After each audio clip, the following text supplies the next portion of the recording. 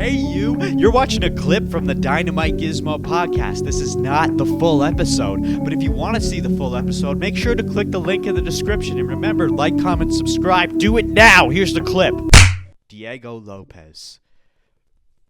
The thing we have to consider here is the fact that Diego Lopes has already fought Volkanovski once for DAS title. And honestly, there really isn't much of a reason for Diego to be getting the second shot at this title. We all know that if anyone truly deserves the opportunity, it's Movsar, Evloev, or Lerone Murphy. That's not new information, but regardless, this is what we got. So the question becomes, why are they trying to get Diego in there so badly? Now, this is complete speculation on my part, but could it be that Dana really wants a Mexican fighter holding the belt in order to headline UFC Noche once it rolls around? I mean, Diego Lopes is the closest thing they have to a Mexican fighter who can realistically claim the title right now. I mean, they already had Diego headlining Noche last year against John Silva, so imagine how much bigger that card becomes if Diego walks in as the champion. Diego has only been in the UFC for about 3 years and is already fighting for the title for the second time in just 9 months. He's had 8 fights in the UFC. He's won 6 and lost 2. One loss came to Volkanovski, and the other came in his UFC debut against none other than, guess who? Movsar Evloev. Now, don't get me wrong, I love Diego Lopes, and at the end of 2024, I actually had Diego pegged as my predicted featherweight champion for 2025. And little did I know at that time, he'd end up fighting Volk for the vacant title, let alone running it back again the following year. Diego absolutely has a real shot at winning this fight. The first time they fought, it went the full 5 rounds, and there were moments where it really felt like the momentum could swing Diego's way. But it never quite did. And that brings us to something we have to talk about with Volkanovski. Look at his history with Max Holloway. The first time they fought, it felt like Max had moments where things could have gone his way, especially with Volk not having the experience with Max yet. The second fight, even though it was a split decision, Volk looked far more comfortable getting the job done. And by the third fight, Volk had him figured out completely. There wasn't much Max could do at that point. That's what separates Volk from so many fighters, and that's what makes him so unbelievably good. His fight IQ is insane. Especially when it comes to rematches. Volk takes every single thing he learned from the previous fight and studies it relentlessly. So Diego doesn't just have to learn from his mistakes the first time they fought. He also has to understand that Volk is going to come into this fight sharp as a motherfucking tack. And realistically, Diego has way more to lose here. If Volk loses, he's already at the tail end of his career, but Diego? He's still early in his UFC run. If he loses this fight, he's going to have to backtrack for a while before even sniffing another title shot.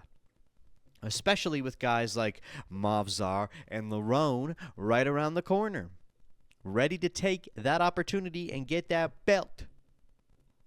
What really put Diego Lopes on my radar was back in 2024 at UFC 303. Do you remember? If you don't, well, I'm about to tell you. This was right after UFC 300, one of the biggest events of the year, if not in the past decade.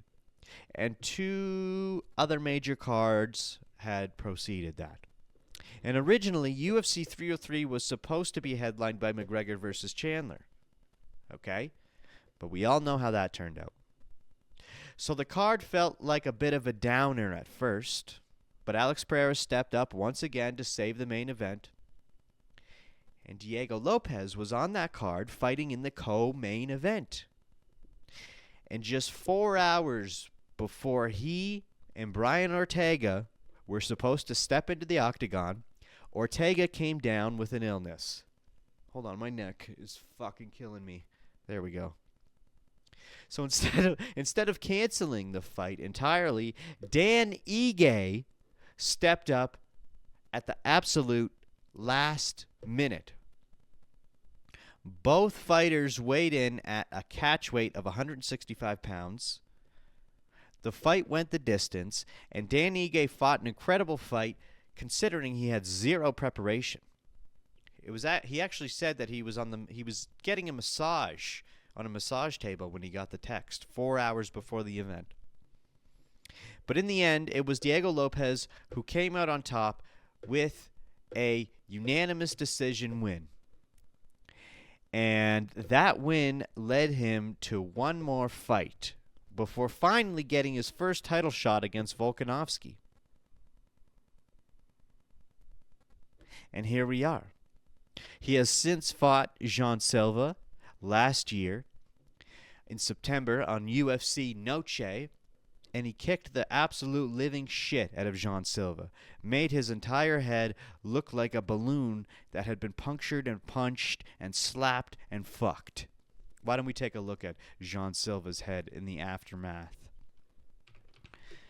Jean Silva after fighting Diego Lopes. Okay.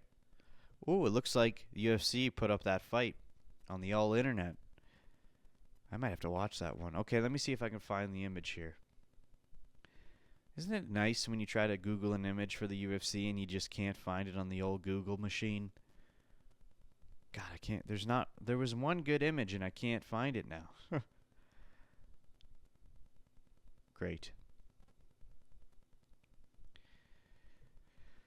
Oh, say, can you see?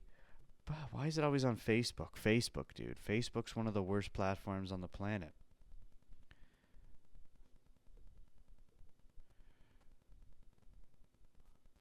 And it's taking forever to load. Okay, this doesn't really this doesn't show it very well, but you can kind of see what happened here. His face got maniacally mangled. All right.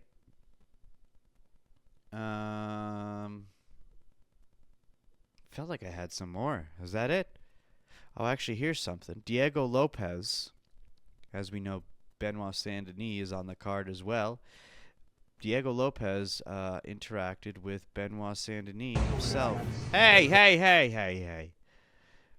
And they had a little chit-chat. They had a little exchange. I'm assuming it's in English. I don't even know if I watched this. Let's watch it together. Okay, we don't need that. Go away, my friend. Yeah, long jet lag, no? Yeah. The same for you too? I came a bit later than you, but I had less, like, how many hours? Oh, for me it's like 70 hours straight. Yeah. 10 hours now, yeah. So 10 days before I came. Yeah, okay, yeah, I'm still here for January now. Yeah, very good. Yeah, thank you. Yeah, sure. Yeah, the guys good. Okay. Yeah, so see you, I think we will be like yeah, it was the best practice. For you too. Thank you. Yeah. Can't really tell what they're saying, but it's basically like, I'm excited, good luck, bop, bop, bop, bop, okay? Even Dan Hooker, who initially came out the barrel guns a-blazing against BSD, he's saying he likes him now. He's got nothing bad to say about him. He's just a good motherfucker.